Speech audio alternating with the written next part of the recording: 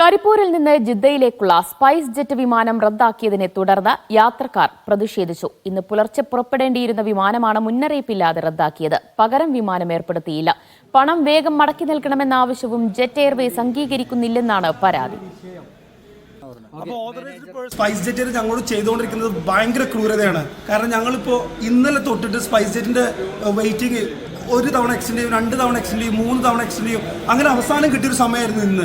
എന്നിട്ടിപ്പോൾ അവസാനം അവർ പറയുന്നത് ഫ്ലൈറ്റ് ക്യാൻസൽ ചെയ്തെന്നാണ്. 3 ദിവസത്തേക്ക് ഇനി ഫ്ലൈറ്റ് ഇല്ല എന്നാണ്. അതും ബോർഡിംഗ് പാസ് കിട്ടിയതിന് ശേഷം. ഇതിൻ്റെ ഒരു പ്രശ്നം എന്താണെന്ന് വെച്ച് കഴിഞ്ഞാൽ ബോർഡിംഗ് പാസ് കിട്ടിയതിന് ശേഷം അവർക്ക് അതിൻ്റേതായിട്ടുള്ള എല്ലാ റെസ്പോൺസിബിലിറ്റീസും ഉണ്ട് ഇത് ചെയ്യേണ്ട. അതൊന്നും അവർ പാലിക്കുന്നില്ല. അവർ പറയുന്നത് നിങ്ങൾക്ക് ട്രാൻസ്പോർട്ടേഷൻ ഒരു ഫെസിലിറ്റി ഞങ്ങൾക്ക് തരാൻ പറ്റില്ല എന്നാണ്. ഭയങ്കര കരച്ചിൽ എപ്പം വന്നിരിക്കണ്ടേ നമ്മൾ ആകാശത്തിന് ആകെ എല്ലാം കൂടെ ഏർത്ത് മുന്നിയോലെ അല്ലെങ്കിലേ സന്തോഷം തോന്നും.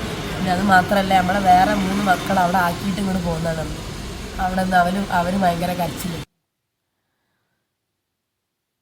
മുഹമ്മദ് അസ്ലം കൂടുതൽ വിവരങ്ങൾ നൽകും. അസ്ലം, എത്രത്തോളം നിരുത്തരവാദപരമായ സമീപനമാണ് ജെറ്റ് എയർവേസിന്റെ ഭാഗത്തുനിന്നുണ്ടായത്?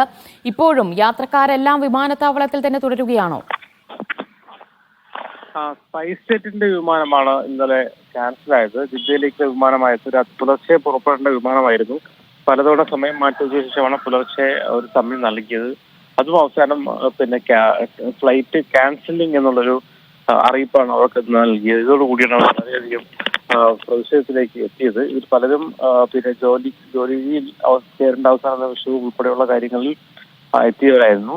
ഏറ്റവും പ്രധാനമായ പ്രശ്നമായത് അവർക്ക് 1 ബദൽ സംവിധാനങ്ങൾ ഏർപ്പെടുത്തിയില്ല, 2 3 ദിവസത്തിൽ വിമാനമില്ല എന്ന അറിയിപ്പ് മാത്രം അവർക്ക് നൽകിയത്.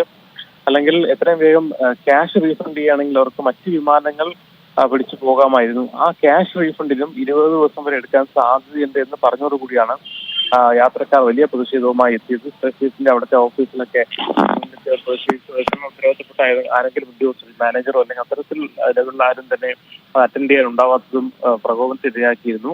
എന്നാലും ഏറെ നേരത്തെ പ്രതിഷേധത്തിന് ശേഷം കുറെ ആൾക്കാർ മടങ്ങിപ്പോയി. മറ്റു ചില ആൾക്കാർ കൂടുതൽ പകൽ സമയം വരെ നിന്ന് എന്തെങ്കിലും ക്യാൻസലേഷൻ എങ്കിലും വേഗത്തിലാക്കാൻ കഴിയുമോ എന്ന രീതിയിലാണ് പിരിഞ്ഞത്. എന്തായാലും രാത്രി ഏറെ നേരം ഈ യാത്രക്കാർ ജിദ്ദയിലേക്കുള്ള ഈ സ്പൈസ് ജെറ്റ് വിമാനത്തിലെ യാത്രക്കാർ പ്രതിഷേധവുമായി കരിപ്പൂർ വിമാനത്താവളത്തിൽ ഉണ്ടായിരുന്നു.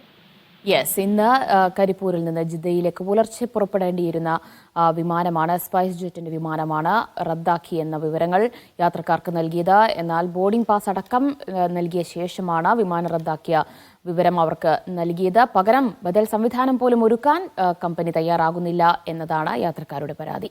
മുഹമ്മദ് അസ്ലമാണ് വിവരങ്ങൾ നൽകിയത്.